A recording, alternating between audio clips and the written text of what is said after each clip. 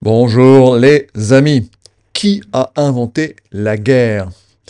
La guerre, définie comme étant un groupe d'individus organisés, plus ou moins hiérarchisés, en une coalition allant massacrer gaiement un autre groupe d'individus pour s'accaparer des territoires, des biens, de l'énergie, etc. La guerre est-elle donc un phénomène moderne, c'est-à-dire créé par la complexification des sociétés et le capitalisme lié à la découverte de l'agriculture et donc des stocks, du stock. En d'autres termes, la guerre serait-elle une invention récente, plus ou moins attribuée aux proto-européens jusqu'au Levant, hein, on va faire large, donc plutôt, on va dire, à des, entre guillemets, blancs, vis-à-vis du bon sauvage qui, lui, ne faisait pas réellement de guerre, mais il avait une agressivité, on va dire, de survie. Le bon sauvage. Alors, qui, lui, n'était pas dans des guerres organisées de capitaliste, mais juste, on va dire, vous voyez, des agressions instinctives de survie, par exemple. Alors, c'est très intéressant parce que là, je vais rentrer un petit peu dans les méandres de cette pensée qui définit en fait la gauche et la droite, hein, pour faire simple. Donc, ça va être assez pertinent. Alors, nous faisons face au dilemme, donc, entre la gauche et la droite, que je vais résumer comme étant à gauche l'homme qui est par essence bon, mais corrompu par le capital, donc corrompu par la révolution du néolithique, agricole, agraire. Ça, c'est le paradigme un peu de la gauche, qui est souvent défini par le bon sauvage de Rousseau, même si c'est une erreur, on le verra après. Mais bon, restons sur ce principe pour la gauche. Et la droite, elle, définit, si vous voulez, l'homme comme étant l'homme est un loup pour l'homme, hein, homo homini lupus est, et donc l'homme est en réalité, il est mauvais intrinsèquement, il est égoïste par définition, et seule une morale, donc la religion, la philosophie, la morale civilisationnelle, la culture, qui est définie par un ensemble de lois, peut le rendre bon, le contraindre à être bon. Ça, c'est un peu le paradigme de la droite. Alors, bien évidemment, ce sont des simplifications. Ici, on ne peut pas faire des choses trop approfondies dans une vidéo, mais bien sûr, vous le savez, le monde n'est pas blanc ou noir, et le monde est plutôt en nuances de gris, complexe, mais voilà, ça reste quand même une base un petit peu intéressante pour ça, bien évidemment, la guerre semble en ce moment même exploser de partout, hein. Donc là, je vais quand même rendre hommage à Charlie Kirk qui vient de se faire assassiner lâchement. Qu'on l'aime ou qu'on l'aime pas, ce monsieur était quand même, je veux dire, juste un danger intellectuel pour justement un peu tout ce gauchisme. Le gauchisme, allez voir ma vidéo sur le terme gauchisme qui vient de Lénine, hein. C'est la maladie infantile du communisme. Donc lui s'est fait tuer a priori par un individu plutôt de gauche, on a payé le prix fort puisqu'il a été assassiné, donc que son âme puisse reposer en paix. C'était un croyant plutôt type un peu protestant, mais marié avec une femme catholique. Un évangéliste, on va dire, au sens pur du terme, parce qu'il parlait avec tout le monde. Voilà, donc il a été assassiné. En ce moment, on vit une période quand même assez complexe. Vous avez sans doute vu aussi au Népal, il y a eu une révolution assez phénoménale. Charlie Kirk discutait avec la génération Z, il allait sur les campus, etc. Et là, au Népal, c'est la génération Z, c'est-à-dire les jeunes, les très jeunes, qui se sont jetés corps et âme dans la rue. Il y a eu plus de 20 morts quand même, par la police, pas l'armée, hein. L'armée a pris en contrôle le pays après. La police s'est rendue en fait à l'armée, et au peuple d'ailleurs. Et voilà, une révolution, là, transpartie, quoi. C'était pas des gens de gauche ou de droite, c'était vraiment tout le peuple népalais qui s'est révolté, parce que faut comprendre que le Népal, si vous voulez, c'est un régime communiste, mais de type fasciste. Donc un peu comme la Corée du Nord, en plus doux quand même, en plus ouvert, où une petite caste, une petite diaspora au pouvoir était hyper corrompu. Mais quand je dis hyper corrompu, c'est-à-dire vraiment là, c'était vraiment trop, beaucoup trop. Le peuple, le Népal, c'est pauvre, c'est un petit pays, mis à part l'Himalaya, etc., le trek, etc., ou la naissance de Bouddha. Il n'y a pas grand-chose dans ce pays, et c'est un pays aussi un peu multiculturel d'ailleurs. Donc en fait, cette révolution spontanée, assez spontanée, je dois dire, alors peut-être qu'il y a eu une aide indienne, on ne sait pas trop, mais enfin bon, pour l'instant, et le peuple s'est révolté contre cette petite diaspora bourgeoise, hein, cette gauche caviar, hein, on peut vraiment le dire, et ils ont tout brûlé. Mais ils ont brûlé et cassé uniquement tout ce qui représentait l'État. Rien n'a été touché, aucun mall n'a été pillé, aucun centre commercial n'a été cassé, aucun commerçant n'a souffert de dommages, etc.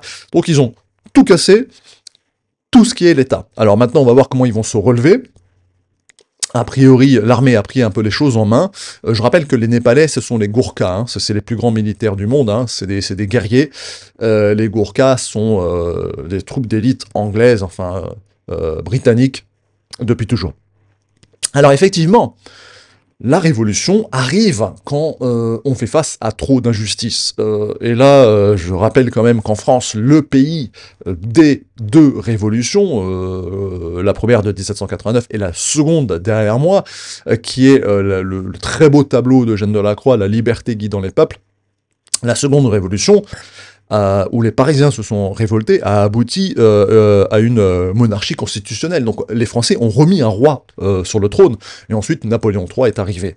Mais voilà, donc en fait, si vous voulez, il faut des révolutions, c'est important, et la France doit se révolter, mais tant qu'elle est dans des clivages politiques de gauche et de droite, ça n'ira pas très loin. Regardez, le Népal, c'est tout le peuple, toute la génération Z, les jeunes, très très jeunes, qui se sont révoltés.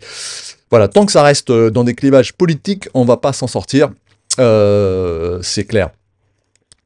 Et pour faire la révolution, il faut des braves jeunes ou moins jeunes, mais y a-t-il encore des braves en Europe après ces décennies de dévirilisation de la société?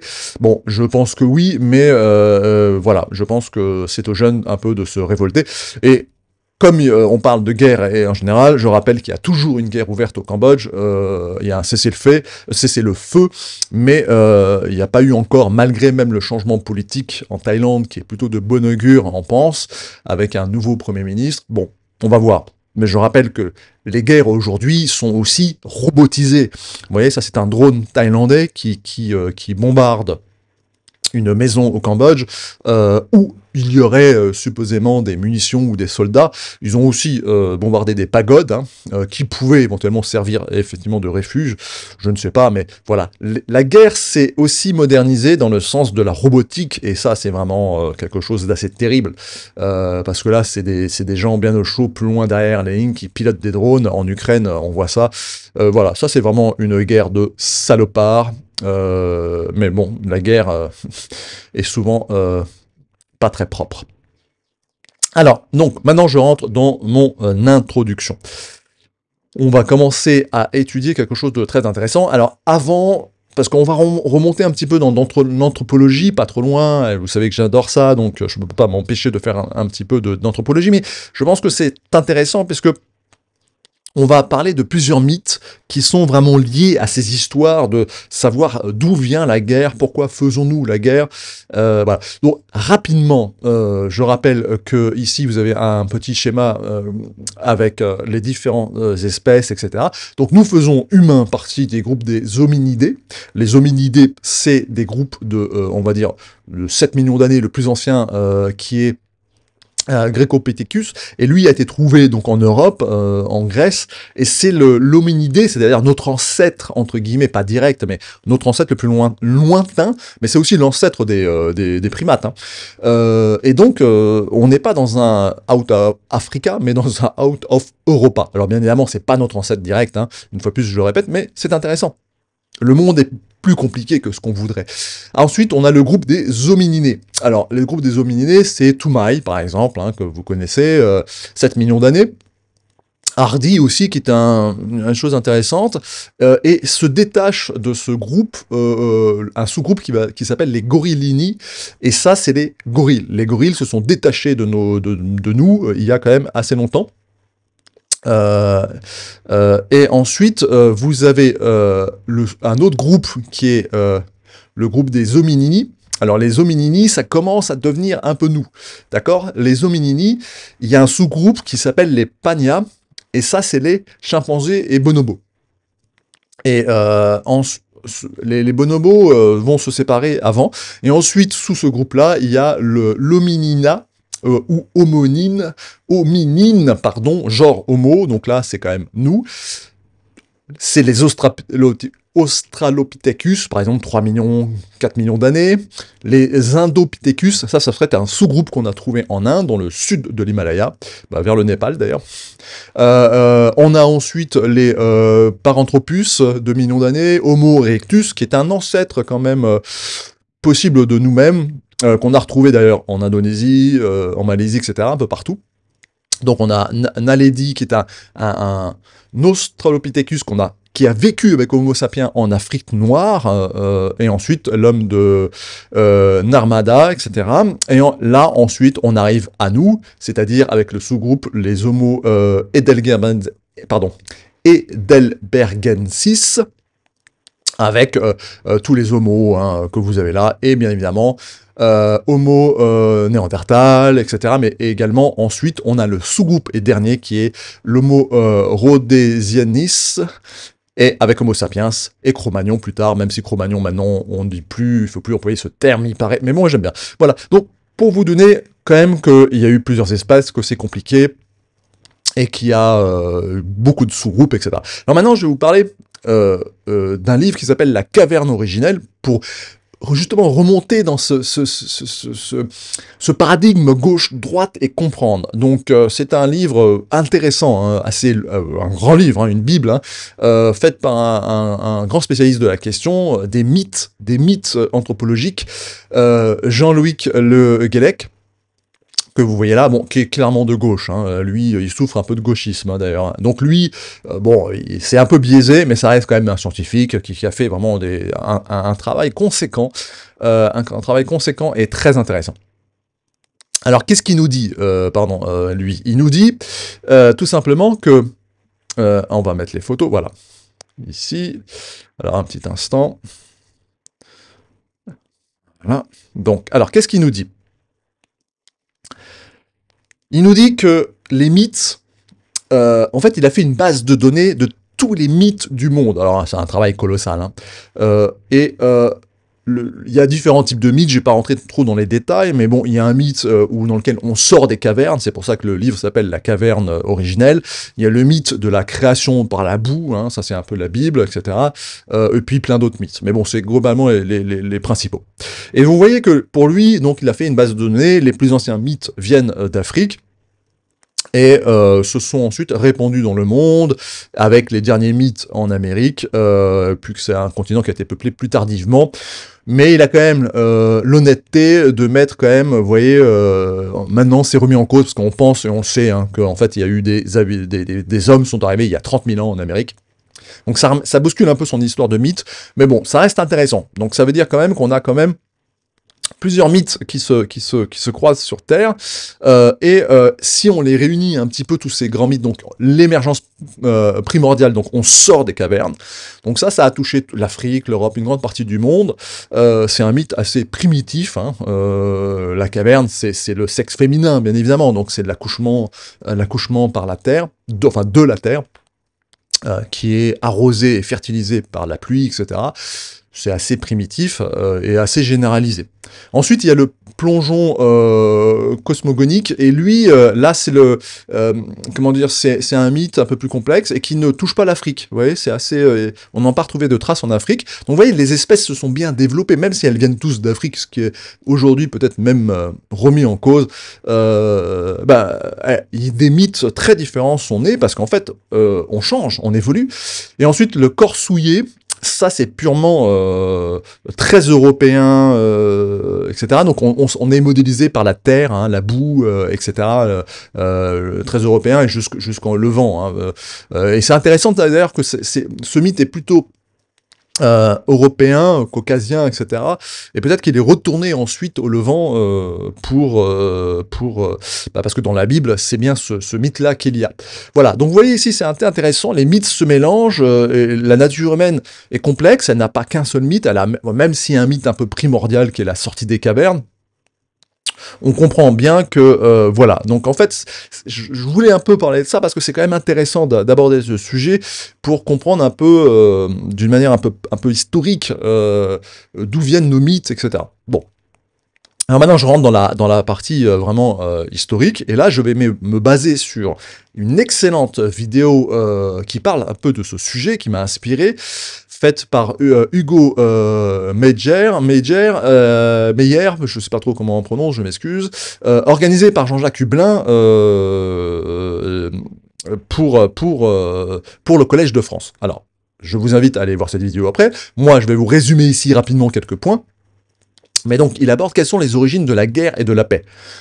Notre espèce Homo sapiens représente un paradoxe remarquable. Nous sommes la seule espèce capable, alors pas tout à fait, mais bon, on y reviendra après, à la fois de conflits létaux, la guerre, hein, un groupe d'individus qui attaquent un autre, et de coopération pacifique étendue entre groupes. Hein, ça, c'est la cohabitation des humains entre nous. Alors que certaines espèces se livrent à des conflits intergroupes, comme par exemple les chimpanzés, hein, qui ont vraiment des conflits importants, hein. Les loups, les fourmis, d'autres font preuve d'une coopération intergroupe limitée, comme les bonobos, les dauphins. Ils règlent leurs problèmes différemment, mais aucune autre espèce ne combine ces deux comportements à une telle échelle, avec une telle complexité. Donc nous, l'homme Homo sapiens. Alors sans doute aussi d'autres Néandertals étaient peut-être un peu différents d'ailleurs, ça, on en reparlera après, c'est intéressant. En intégrant des données issues d'un large éventail de disciplines, biologie, primatologie, anthropologie, archéologie, génétique, neurosciences, criminologie, psychologie sociale, linguistique, démographie et climatologie, l'ouvrage présenté par Hugo Meyer retrace ses origines. Voilà. Donc c'est quand même très intéressant, et là c'est une vidéo de présentation de son livre qui va, je pense, sortir bientôt. Alors, qu'est-ce que ça nous dit globalement, rapidement, je vous fais un petit peu la synthèse, ça nous dit qu'en fait on est biface, on est dual, parce qu'on peut aussi bien aller tuer un autre groupe, que aussi bien coopérer avec un autre groupe. C'est relativement unique à l'homme, à l'espèce humaine. Alors donc lui va parler de ces deux tenants, hein, le tenant de Hobbes et le tenant de Rousseau, hein, c'est la gauche et la droite, d'accord? Donc chez Hobbes, la guerre a des racines profondes parce que c'est nous humains, nous sommes égoïstes et ainsi de suite et ainsi de suite. D'accord. Le côté maintenant rousseauiste où en fait l'homme est bon, mais c'est le capital, la société qui le corrompt et qui le rend mauvais. Bien évidemment, pour lui, c'est ni l'un ni l'autre, c'est les deux mélangés, hein, c'est ce que je vous disais, hein, le monde il n'est pas blanc et noir. Là, il va, ça c'est en Algérie, c'est des traces très anciennes sur des cavernes où on voit un groupe d'individus attaquant un autre groupe. D'accord? Donc c'est un conflit intergroupe, supposément, antérieur de plusieurs milliers à l'avènement de l'agriculture. Parce qu'en fait, l'idée rousseauiste, entre guillemets, de beaucoup de gauche, et d'ailleurs qui est toujours un peu le cas dans le livre La caverne originelle, quelque part, c'est l'agriculture, donc la révolution néolithique, le capital, le capitalisme, qui aurait commencé à créer des guerres modernes, vraiment d'attaque d'un groupe sur l'autre, etc. Mais non, c'est totalement remis en cause, maintenant on le sait. Même bien avant l'agriculture, il y avait des conflits énormes, même en Europe. Donc ça, c'est totalement remis en cause. Ici, on a des évidences d'armes létales, de conflits intergroupes qui remontent à 7 millions d'années. Donc ça, c'est totalement faux. On se met sur la gueule depuis toujours, de manière organisée. Voilà, et ça c'est encore des armes, etc. Mais on a la même chose je me pousse un peu, dans la coopération. Vous voyez, on a aussi tout de suite coopéré en intergroupe. Donc ça c'est vraiment la spécificité de notre espèce. Vous voyez, donc voilà, alors c'est sans doute lié aussi au langage, etc. Très intéressant. Et on va rapidement arriver à la fin. Je vous passe tout ça, hein, vous regarderez la vidéo si vous le voulez. Alors, il y a aussi un syndrome de domestication qui est intéressant. Vous voyez, par exemple, entre le loup et le chien, ça c'est le chien reste juvénile en fait, hein. Il ne devient jamais adulte, hein, ça reste un bébé. On le maintient dans cet état pour pouvoir justement le domestiquer. Et c'est un peu ce qui aussi s'est passé chez l'homme. On est devenu plus gracile, plus enfantin, on a perdu nos traits dans l'évolution, nos traits vraiment agressifs, hein, les canines, les choses comme ça. On est devenu plus gracile, parce que on s'adapte, on évolue. Et ça, c'est de la coopération, mais ça n'a pas enlevé le fait qu'on puisse toujours organiser des razzias sur d'autres groupes pour gentiment les massacrer. Donc voilà un petit peu rapidement ce qu'il faut retenir. Ce que l'hypothèse gauche et droite est totalement infondée. Il n'y a pas un mythe originel, il y a des mythes qui se sont adaptés et changés. Il y a des populations, peut-être même, on sait que nous, on est mélangé avec Néandertal. Donc en fait, et pour Néandertal d'ailleurs, c'est clairement, on le sait maintenant. Chez Homo sapiens, il y a une plus grande organisation intergroupe, mais aussi dans le groupe. C'est-à-dire, en fait, les hommes vont à la chasse au gros gibier lointain, plus risqué. Les femmes prennent moins de risques parce que elles gardent les enfants et elles sont là aussi comme quelque chose d'important pour garder et éduquer, élever les enfants, les nourrir. Donc, elles font de la chasse au petit gibier, de la cueillette. Et il y a une organisation, par exemple, tous les enfants sont mis ensemble dans une grotte ou ailleurs et gardés par quelques femmes ou des vieux hommes qui ne vont pas à la chasse. Et c'est très organisé, vous voyez. Et chez Néandertal, on le sait que c'était pas le cas. La femme et l'homme chassaient pareil. La femme et l'homme allaient à la guerre. Donc forcément, il y avait beaucoup moins d'enfants. Il y avait beaucoup plus de pertes en bas âge, etc. On le sait parce qu'on a retrouvé des traces de guerre chez les femmes. Les femmes avaient les mêmes coupures que les hommes, etc. Vous voyez, ça c'est très intéressant parce qu'en fait, l'Homo sapiens, on a évolué, on s'est auto-éduqué, mais ça on en parlera à la fin. On s'est auto-domestiqué. Alors maintenant, je rentre dans la partie philosophique. Donc là, on a compris que cette histoire de gauche et de droite tombe à l'eau. Bien évidemment, le monde est bien plus complexe, mais la guerre a toujours existé. Il y a toujours, mais depuis des millions d'années. Hein. On sait, en Europe, on a retrouvé des batailles mais immenses avec des milliers de morts, etc. En Allemagne, je crois. Qui prédate la révolution du néolithique. Donc voilà, même on a aussi découvert en Belgique des centres de taille de silex industriels. D'accord, donc l'industrie a commencé bien avant. Si on a aussi, par exemple, en Turquie, Göbekli Tepe, qui est une ville qui date d'avant la révolution néolithique, avant l'agriculture, et une ville incroyable. C'était quelque chose. Donc en fait, l'homme a toujours été industriel, a toujours été guerrier, a toujours été aussi bien destructeur que constructeur. Hein. Vous le voyez derrière moi, la Première Guerre mondiale où mes chers ancêtres écossais ont combattu en kilt. Une explosion atomique, ça c'est quand même... là, il faut beaucoup de collaboration pour arriver à des techniques. Gaza, bien sûr, ici, qui est un cas d'école de guerre, complexe, et où la ville est quasiment détruite à 90% maintenant. Bon voilà, donc on fait la guerre, mais depuis toujours, c'est pas quelque chose qui est lié à la révolution néolithique, c'est pas quelque chose qui est lié il n'y a pas le bon sauvage et le méchant blanc industriel, capitaliste, etc. Alors bien sûr, peut-être que certains phénomènes accélèrent, certains phénomènes peuvent révéler certaines choses, mais nous sommes des hommes tels que nous sommes depuis toujours. Alors maintenant, pour parler de Rousseau, donc ce gauchiste, etc., c'est assez faux. Et là, je vous réinvite à aller voir et à lire, surtout le livre d'Alain de Benoît, ce que penser veut dire. S'il y a un seul livre à retenir si vous devez prendre qu'un seul livre avec vous pour toujours, prenez ce livre-là, parce que c'est un résumé de toutes les pensées philosophiques. Gauche, droite, hein. Et en fait, Rousseau, on l'a mal compris. Il était plutôt de droite, en réalité, Rousseau. La seule chose qu'il disait, si vous voulez, c'est qu'en fait, oui, il y a des choses qui enclenchent des phénomènes. Le capitalisme, après le néolithique, a sans doute exacerbé ces guerres de capital. Oui, il y a sans doute eu plus d'envie d'aller piller un stock autre qu'il n'avait pas avant, mais ça n'a pas changé la nature humaine. Ça peut exacerber certains points, bien évidemment, mais la nature humaine, on le sait, on fait la guerre depuis toujours, depuis toujours. Donc voilà, c'est stupide c'est infantile. Même si on est devenu infantile par notre autodomestication dont on va parler plus tard, même si nos traits sont devenus plus graciles, plus féminins quelque part que par rapport à nos ancêtres qui étaient beaucoup plus agressifs, et Néandertal en est le cas d'école. L'agressivité chez Néandertal était très élevée, donc il était moins capable de s'organiser, de négocier, de parler, de communiquer et d'échanger.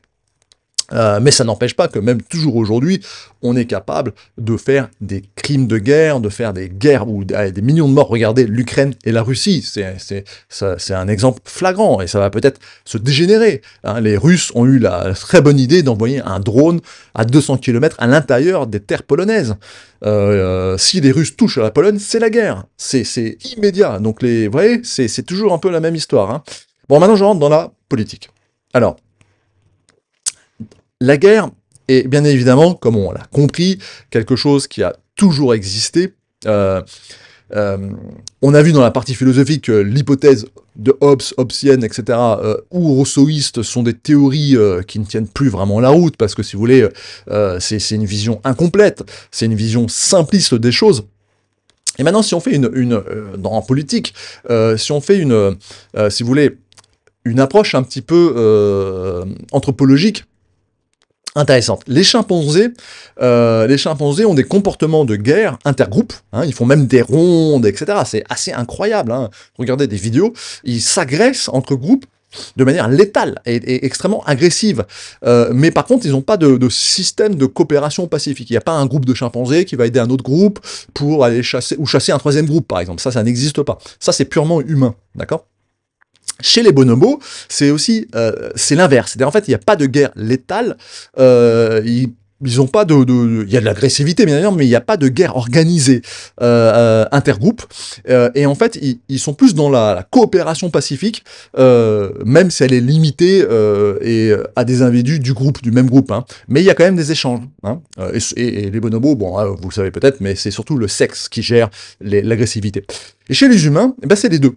Hein, chez les humains, on a ces deux tendances. Donc on a cette possibilité de faire des guerres intergroupes, mais on a aussi la possibilité de faire cette collaboration.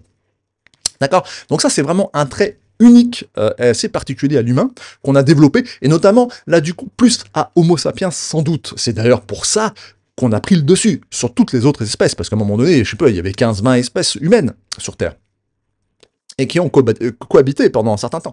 Donc alors, le rôle de la culture et de la politique et de la biologie, pour comprendre, si vous voulez, la dualité humaine, hein, nous sommes bifaces, hein, c'est Janus. On a un phénomène qui s'appelle l'autodomestication. Et ça, c'est très important et très intéressant à comprendre. C'est un processus qu'Homo sapiens, c'est une forme sélective naturelle hein, d'évolution qui a favorisé les individus les moins agressifs. D'accord ? Pensez à Néandertal. Néandertal était sans doute très agressif, aussi bien la femme que l'homme d'ailleurs. Donc en fait, les femelles Néandertal avaient un taux sans doute de testostérone très élevé vis-à-vis de chez Homo sapiens, où il y a une différence entre l'homme et la femme. Mais ça, c'est une sélection naturelle, souvent que les femmes ont dû faire, en choisissant un homme moins agressif, qui pouvait s'occuper de ses enfants, qui avait la possibilité de coopérer, de réfléchir un peu plus, et ainsi de suite. Donc c'est un processus qui a favorisé les individus les moins agressifs, les humains les plus agressifs avaient moins de chances de se reproduire, d'accord ? Cette sélection contre l'agression a favorisé l'émergence d'une plus grande tolérance sociale, cette politique d'entraide, même intergroupe, d'accord ? Et de docilité et de la coopération des traits essentiels pour former des grands groupes complexes d'humains. Plus une société est développée, on va dire, plus les gens sont civiques, normalement. Parce que quand on est des millions à vivre ensemble, si on n'est pas civique, ça se passe mal. Et ça, c'est aussi un des soucis qu'on a dans l'immigration mondiale qui se passe aujourd'hui. C'est qu'on a des individus qui n'ont pas le même niveau de politesse, hein, d'esprit civique, que d'autres qui viennent dans des sociétés où ils deviennent du coup très agressifs. Hein. Ça, on le voit tous les jours. Ensuite, il y a la culture cumulative. Alors ça, c'est assez intéressant. Ça, c'est vraiment quelque chose que l'auteur a un point particulier. C'est la culture cumulative, c'est-à-dire en fait, et qui est lié au langage. C'est en fait, nous sommes, nous encore, Homo sapiens, la seule espèce à avoir, si vous voulez, une culture cumulative qui date de milliers d'années. Hein, c'est une encyclopédie, si vous préférez. Et qu'on transmet par le langage. Chez les animaux, c'est pas le cas. Si un groupe de singes, par exemple, trouve une méthode pour nettoyer des patates douces dans la mer, ça c'est au cas au Japon, hein, il y a des groupes de singes sur une côte ouest, hein, qui, c'est pas des chimpanzés, c'est une autre espèce, j'ai plus en tête, mais qui a découvert qu'en nettoyant les patates douces dans la mer salée, ça donne un petit goût sympathique. Mais cette espèce, ce groupe-là n'a pas donné cette culture à le groupe qui vit de l'autre côté de la montagne. Vous voyez, donc ça, c'est particulièrement et un trait purement humain. Alors le langage a permis de transmettre des connaissances, de coordonner des actions complexes, hein, comme la chasse en groupe par exemple, mais aussi de mobiliser des groupes pour la guerre. Ça va toujours dans les deux sens. Hein. D'ailleurs, dans les métiers d'armes, d'ailleurs il y a beaucoup de mots français, hein, parce que la guerre a été souvent portée par la France. La culture cumulative, la capacité de construire et d'améliorer des outils et les connaissances au fil du temps, on accumule de la connaissance. C'est un capital, hein, c'est un capital de connaissances, a fourni à la fois des outils de coopération et de violence. Et d'ailleurs, des fois, il y a des guerres pour aller piquer ce capital de connaissances à un autre groupe. Hein. C'est l'espionnage. Hein, toutes les guerres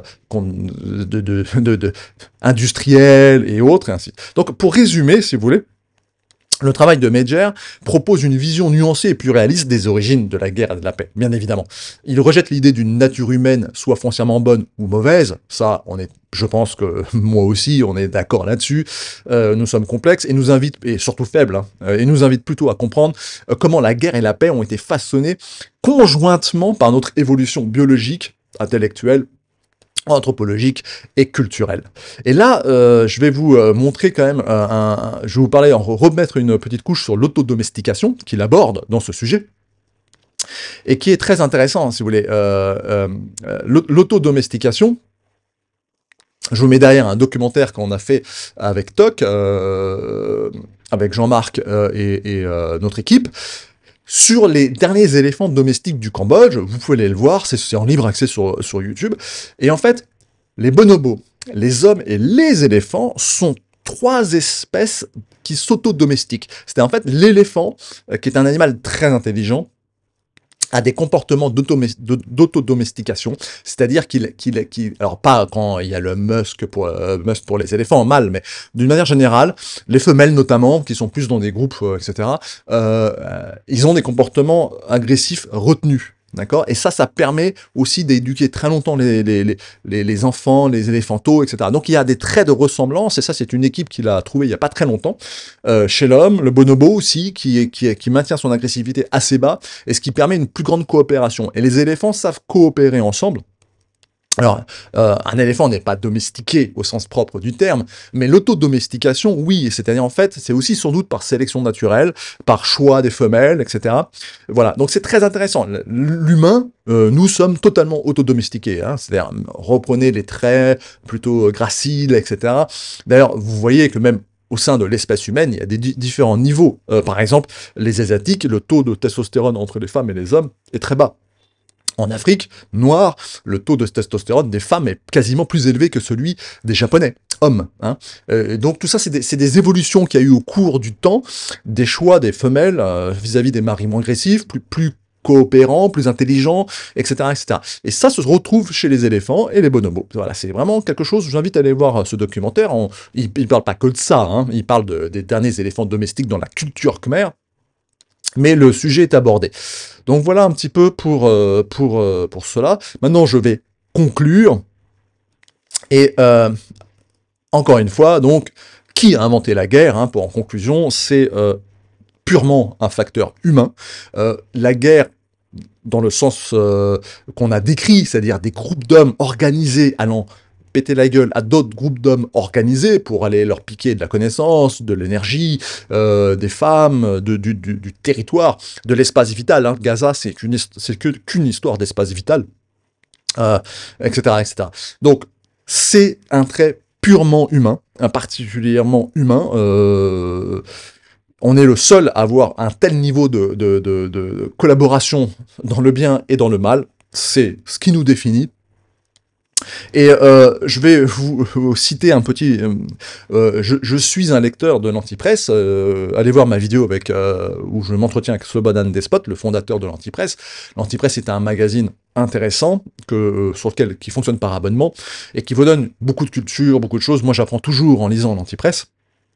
Et là, justement, j'ai, avec le dernier Antipresse,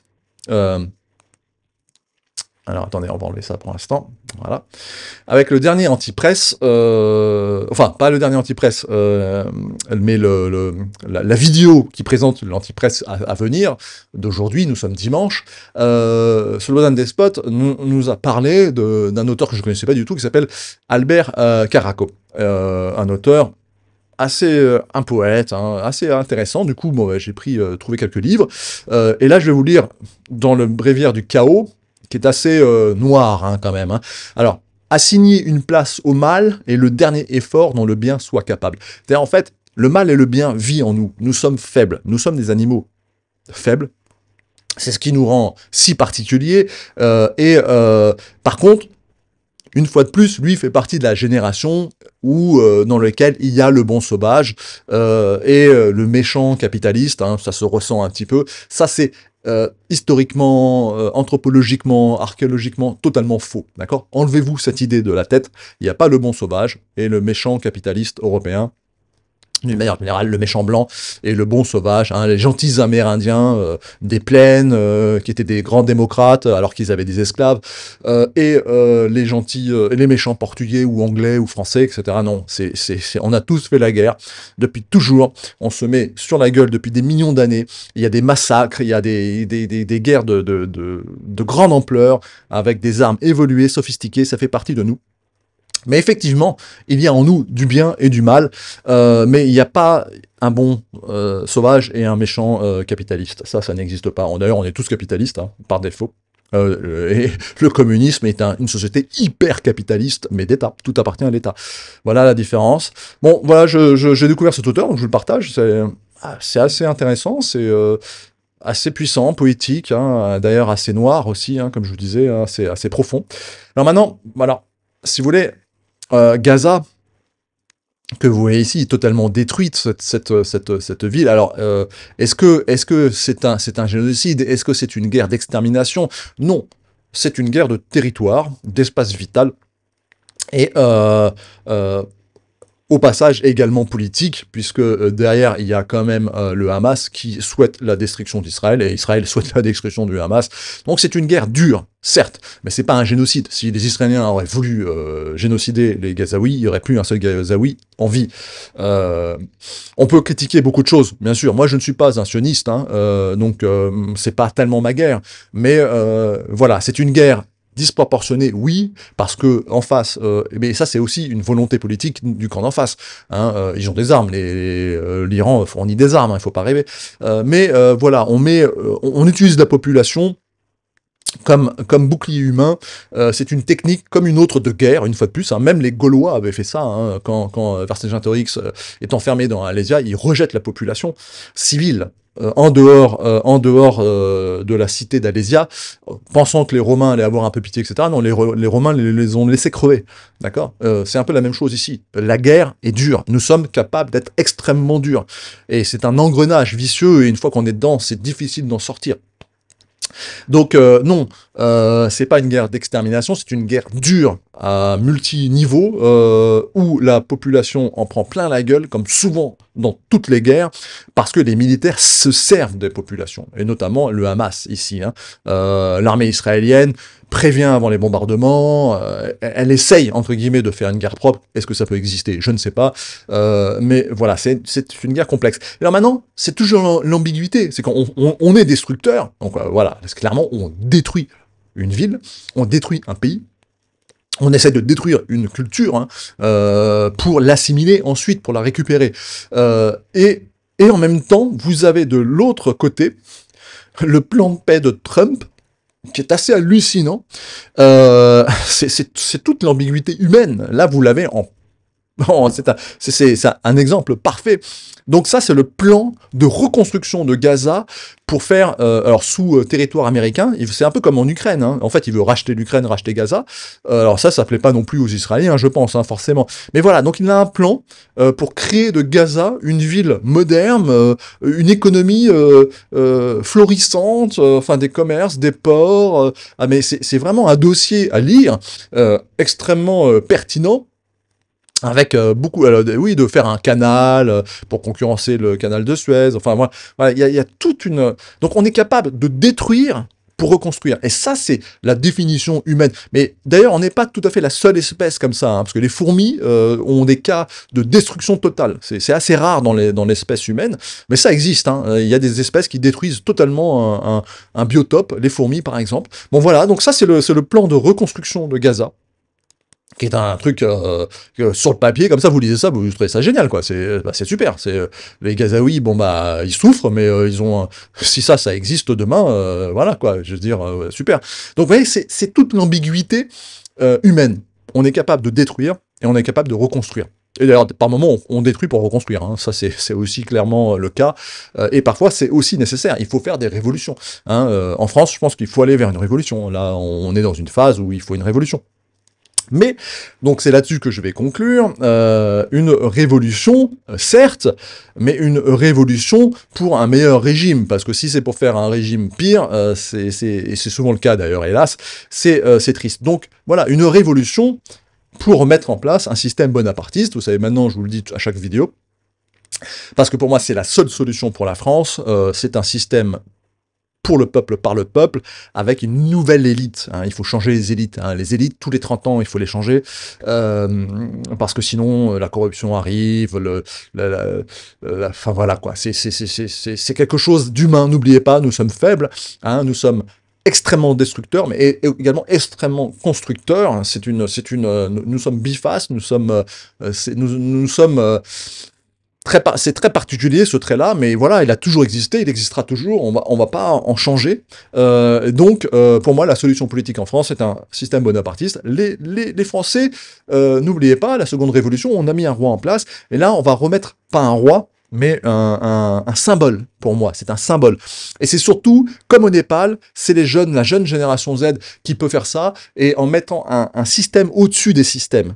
Quelque chose qui n'est pas partisan, qui n'est pas politisé, qui ne fait pas partie d'un parti politique au sens pur du terme, qui est destructeur, parce que un Mélenchon ne communiquera jamais avec un Le Pen. Vous comprenez? Ça, là, il n'y a plus de collaboration intergroupe, là. D'accord? Là, c'est une guerre létale, parce que les gens sont rivés et stupides. Par moments, on le devient. Quand on est aussi capable d'intelligence, mais aussi capable d'une grande stupidité, d'une grande faiblesse. Donc pour moi, le meilleur parti, c'est celui-là. Refaire une petite dictature, je le redis à chaque fois, oui, je pense, oui, peut-être quelques années, là, pour nettoyer tout ça, le marais, etc., recadrer. Vous savez, dans la langue française, il y a une chose qui est très belle et qui n'existe pas dans la langue anglaise. Les Anglais disent « education ». D'accord? C'est assez particulier parce que l'éducation, en anglais, c'est l'instruction et à la fois l'éducation. En français, nous avons l'éducation qui est plus portée sur le corps, hein, c'est-à-dire l'esprit civique, bien se tenir à table, la politesse. C'est plus, on va dire, corporel. Et ensuite, vous avez l'instruction. Hein, vous savez, cette culture cumulative dont parlait l'auteur. Et ça, c'est typiquement français, c'est plus l'esprit. L'instruction, c'est vous instruisez votre esprit, vos connaissances, par accumulation, par capital, par héritage. Nous, on distingue les deux dans la langue française. La langue française est une des plus belles langues au monde. Les Anglais, non. Le corps et l'esprit ne fait plus ou moins qu'un. C'est l'education. Il y a aussi instruction, mais c'est jamais utilisé. C'est que. Et vous ne faites pas cette erreur-là. Ne dites pas éduquer pour instruire. Éduquer, c'est ce que la dictature va faire. Rééduquer les Français, rééduquer tous ceux qui n'ont pas eu cette chance, apprendre à vivre en société. Ça, c'est la collaboration intergroupe et dans le groupe. Et ensuite, vous avez l'instruction. Ça, c'est l'héritage cumulatif des connaissances de nos ancêtres. Hein. Nous sommes des nains sur les épaules des géants, n'oubliez jamais ça. Donc voilà, ce parti-là, pour moi, est le seul valable en ce moment. auquel j'adhère et j'en fais la publicité. Donc, et d'ailleurs, j'annonce que bientôt, je vais recevoir le fondateur de ce parti. Donc ça va être très intéressant, il va nous expliquer tout ça. Voilà. Donc j'espère que cette vidéo vous a plu, n'hésitez pas à la partager, à l'aimer. Et je vous dis à très bientôt, à bon entendeur. Salut.